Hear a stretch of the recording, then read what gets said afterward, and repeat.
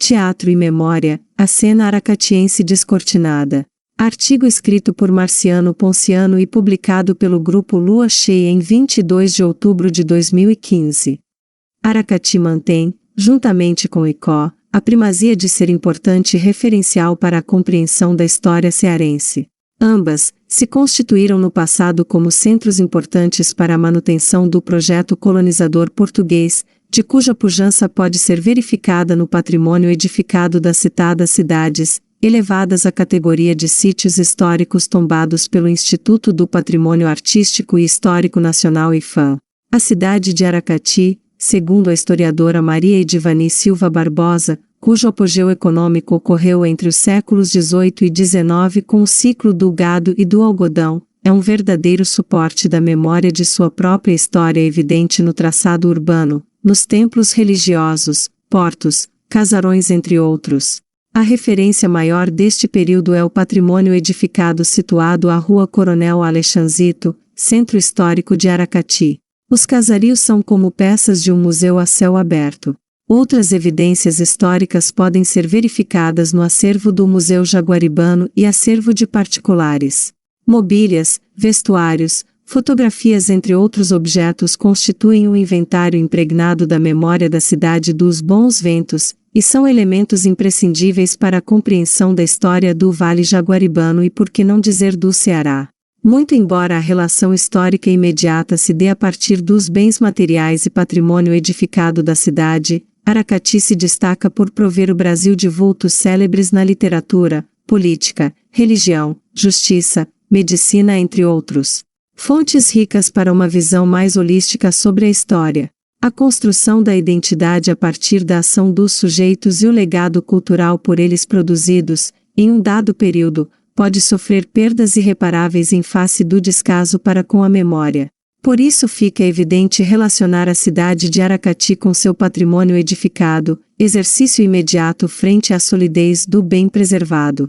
Isso não se pode dizer para com alguns bens culturais e materiais que sucumbiram com o tempo, pela falta de zelo e comprometimento das sociedades com a salvaguarda de sua memória e, por conseguinte, história. Aracati é uma cidade cujo maior patrimônio é a sua cultura.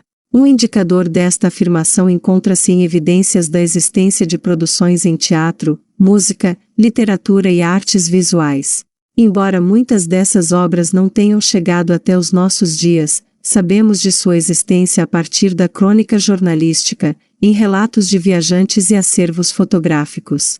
Dedicaremos atenção à atividade teatral para a qual há uma farta publicação em periódicos e revistas que evidenciam a existência dessa prática em nossa cidade e por ser presentemente a mais atuante expressão das artes em nossa cidade. Sobre esta atividade a crônica jornalística nos informa da existência de agremiações dramáticas compostas por moças e rapazes de distintas famílias aracatienses. Apesar das crônicas registrarem apresentações teatrais ainda no século XIX, não havia um espaço edificado próprio para essas apresentações. Somente no último decênio do século XIX que a iniciativa da família Figueiredo resolveu o problema construindo um teatro particular denominado Teatro Santo Antônio, com capacidade para 300 pessoas. O teatro localizava-se na antiga travessa do Riachuelo esquina com a Rua do Rosário, atual Barão de Messejana esquina com a Coronel Pompeu. Sobre essas agremiações Antero Pereira Filho nos informa que, a partir de 1900, surgiram alguns grupos de teatro e sociedades literárias, destacando-se algumas que tiveram projeção no teatro aracatiense durante os anos de 1910 e 1912, entre as quais, a Sociedade Recreio Dramático e o Núcleo Recreativo Arthur Azevedo. Estes grupos, essencialmente amadores, se apresentavam no Teatro Santo Antônio. O autor em seu artigo Teatro no Aracati Antigo destaca ainda as importantes contribuições do Teatro União, Grêmio Taliense e dos trabalhos de intelectuais a exemplo da dramaturga, romancista e poetisa Francisca Clotilde e do poeta e médico Eduardo Dias. O Teatro Santo Antônio teve vida curta e já por volta das décadas de 1920 e 1930 foi totalmente desativado.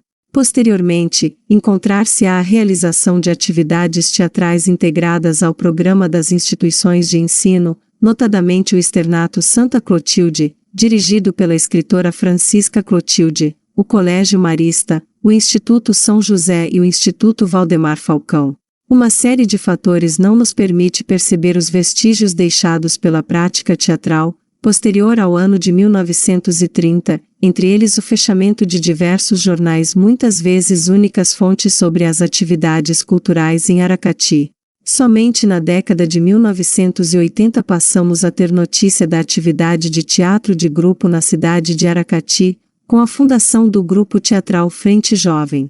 Naquela época o Teatro Santo Antônio já não existia e, portanto, as encenações ocorriam nos auditórios do Instituto São José, Colégio Marista e Instituto Valdemar Falcão. É preciso reiterar que o teatro sempre foi de interesse destas escolas por seu caráter pedagógico e por dialogar com as práticas destas instituições originalmente europeias. As encenações não cessaram com o fim do Teatro Santo Antônio, todavia se mantiveram a serviço de uma prática pedagógica aliada aos preceitos das citadas instituições. O surgimento do Grupo Teatral Frente Jovem é prova concreta de uma atividade que prioritariamente começou na escola e se expandiu para fora dela, adotando novas práticas e abordando novos temas. O Grupo Frente Jovem se destacou, originalmente por seu embate político com a montagem da peça Aracupira, uma alusão à cidade de Sucupira da obra O Bem Amado de Dias Gomes. Todavia o grupo só se notabilizou com a montagem da peça Paixão de Cristo, que ainda continua em cartaz.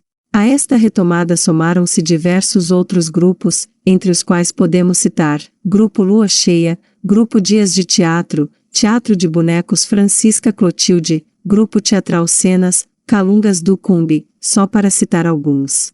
A discussão iniciada pelo jornal O Aracati na edição de outubro de 1860, acerca da inexistência de um edifício teatral público e da importância do teatro como instrumento civilizador, somente encontrou visibilidade, em 2007, com o Grupo Lua Cheia de Teatro. O grupo conclamou artistas, instituições da sociedade civil, Ministério Público e cidadãos aracatienses para o adiantado estado de arruinamento do Cine Moderno de Aracati.